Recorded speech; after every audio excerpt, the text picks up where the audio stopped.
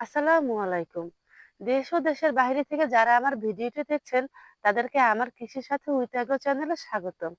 এবং আমরা যারা ধনিয়া চাষী আছি, তাদের জন্য আজকের এই ভিডিওটি। আমরা আশা করব আপনারা ভিডিওটি না টেনে সম্পূর্ণ ভিডিওটি দেখবেন। মশলা জাতীয় সবজির মধ্যে ধনিয়া একটি অন্যতম সবজি। এই যে দেখতে পাচ্ছেন ধনিয়া ক্ষেত, এই ধনিয়া ক্ষেতে ফুল চলে আসছে। ধনিয়া কিন্তু আগে শুধু শীত মৌসুমে চাষ করা গেলেও এখন বর্ষা ব্যতীত কিছু উন্নত জাতের কল্যাণে সারা বছরই এই ধনিয়া চাষ করা যায়। কিভাবে আমরা ধনিয়া চাষ করব, এর বিস্তারিত যদি আপনারা দেখতে চান এবং জানতে চান, ভিডিওটি সম্পূর্ণ দেখবেন। প্রথমেই আসি ধনিয়ার চাষ পদ্ধতির বিষয়ে। কিভাবে আমরা ধনিয়া চাষ করব? ধনিয়া দুই ভাবে চাষ করা যায়। এক, আপনি বিনা চাষে ধনিয়া চাষ করতে পারবেন। দুই, চাষ দিয়ে ধনিয়া চাষ করতে পারবেন। এই ধনিয়া যদি আপনি বিনা চাষে চাষ করতে পারেন, সেটা রবি মৌসুমে জমি ধান কাটার পরপরই চাষ না দিয়েই ছিটিয়ে বপন করা যায়। আবার আপনি জমি চাষ করেও সেই ধনিয়ার বীজ আপনি বপন করে ধনিয়া চাষ করতে পারবেন। এখন আমরা বিবেচনা করব কোন ধরনের মাটিতে আমরা ধনিয়া চাষ করব এবং কতটুকু পরিমাণে সার প্রয়োগ করব। ধনিয়া চাষের ক্ষেত্রে আমরা প্রথমেই যখন সার নির্বাচন করব, তখন আমরা কি কি সার দেব এবং হেক্টর প্রতি কতটুকু পরিমাণে লাগবে, এটা আমাদের জানা খুবই দরকার। ধনিয়া চাষের জন্য হেক্টর প্রতি আপনি গোবর বা জৈব সার বা কেঁচো সার, আপনি এই জৈব সারের ভেতরে কয়েক ধরনের জৈব সার আছে, যেটাই দেন না কেন ৮ থেকে ১০ টন দিতে হবে। ইউরিয়া যদি আমরা দেই ২৮০ থেকে ৩১০ কেজি দিতে হবে। টিএসপি দিতে হবে ১১০ থেকে ১৩০ কেজি, এমওপি ৯০ থেকে ১১০ কেজি, জিপসাম ৬০ থেকে ৭৫ কেজি দিতে হবে। এছাড়াও জিঙ্ক সালফেটের সাথে আমরা অনেকেই পরিচিত। এই জিঙ্ক সালফেট দিতে হবে ১০ থেকে ১৫ কেজি মধ্যে। জমি তৈরির সময় অর্ধেক গোবর, সব টিএসপি ও অর্ধেক এমওপি সার প্রয়োগ করতে হবে। ইউরিয়া এবং বাকি অর্ধেক এমপি সার ২ কিস্তিতে প্রয়োগ করতে হবে।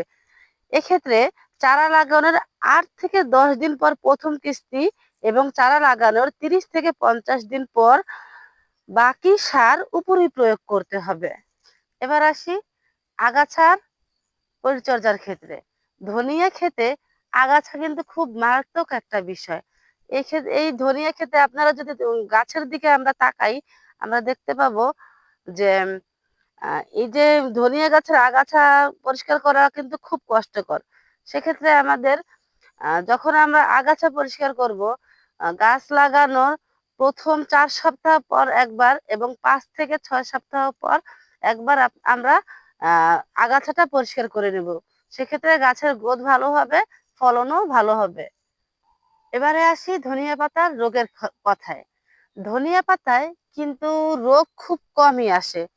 খুব যদি খেয়াল করা যায়, মেক্সিমাম ক্ষেতের থেকে অল্প পরিমাণ কিছু ক্ষেতে পাতায় দাগ রোগ দেখা যায়। এখন দাগ রোগ যদি দেখা যায়, সেক্ষেত্রে আমরা কি করতে পারি? এই ধনিয়া পাতায় যখন আপনার পাতায় দাগ রোগ দেখা যাবে, তখন আমরা প্রথম পর্যায়ে কি করব? প্রাথমিক পর্যায়ে আমরা গাছটিকে তুলে ফেলবো এবং যদি আক্রমণের মাত্রা বেশি হয়ে যায়, পাতা তুলে আমরা নির্দিষ্ট একটা গর্তে ফেলে দেব। এছাড়াও আমরা জৈব বালাইনাশক প্লাস রাসায়নিক বালাইনাশক ব্যবহার করতে পারি। এক্ষেত্রে আপনি দিতে পারেন, আক্রমণের মাত্রা যদি বেশি দেখা দেয়, সেক্ষেত্রে রোভরাল ২ গ্রাম বা ডাইথেন M৪৫ ছত্রাকনাশক ২ গ্রাম প্রতি লিটার পানিতে মিশিয়ে স্প্রে করবেন। স্প্রে করার ১৫ দিনের মধ্যে ধনিয়া কিন্তু খাওয়া যাবে না এবং বিক্রিও করা যাবে না। যদি স্প্রে করার ১৫ দিনের মাথায় আমরা ধনিয়া নিজেরা খাই কিংবা বিক্রি করি, সেক্ষেত্রে নিজেরও ক্ষতি হলো আর অন্যেরও ক্ষতি হলো। দর্শক, ধনিয়া পাতায় দাগ রোগের সমস্যার সমাধান তো পেলাম। ধনিয়া পাতার কিন্তু আরো একটি রোগ আছে, সেটা হচ্ছে শিকড় পচা। এবার আমরা জানবো শিকড় পচা কিভাবে আমরা দমন করতে পারি। আপনি প্রতিরোধের ব্যবস্থা হিসেবে যা করতে পারেন, কেক ৬০ গ্রাম, এটা হচ্ছে ১ একর জমিতে আপনি ব্যবহার করতে পারেন। এছাড়াও বীজ বোনার আগে ট্রাইকোডার্মা ভিরিডি ৪ গ্রাম কেজি বীজের সাথে শোধন করেন।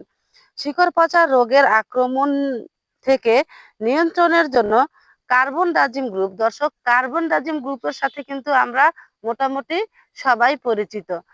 শিকড় পচা রোগের ক্ষেত্রে কার্বন ডাজিম 5 গ্রাম প্রতি লিটারে অথবা কপার অক্সিক্লোরাইড 2 গ্রাম প্রতি লিটার পানিতে নিয়মিত যদি আপনি স্প্রে করতে পারেন, আমরা আশা করব আপনার ধনিয়া পাতার এই শিকড় পচা রোগটি থাকবে না। তো দর্শক, আজকের ভিডিওটি আপনাদের কাছে কেমন লেগেছে অবশ্যই লাইক কমেন্ট করে জানাবেন এবং আমাদের সাথে থাকবেন। ধন্যবাদ সবাইকে।